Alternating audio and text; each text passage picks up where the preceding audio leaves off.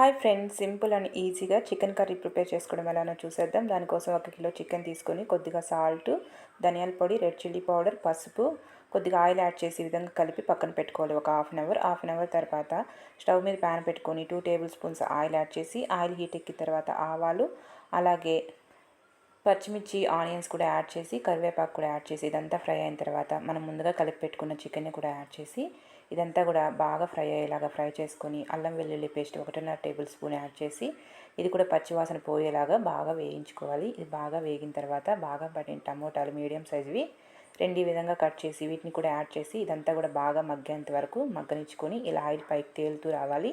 అప్పుడు ఇందులోకి గరం మసాలా, అలాగే చికెన్ మసాలా, కొద్దిగా ధనియాల పొడి యాడ్ చేసి ఇదంతా కూడా బాగా పచ్చివాసన పోయేలాగా కలిపేసుకొని కొంచెం వాటర్ యాడ్ చేసి ఒక 15 నిమిషాల పాటు బాగా కుక్ చేసుకుంటే మనకి ఎంతో tasty chicken curry ready. Okay friends, bye.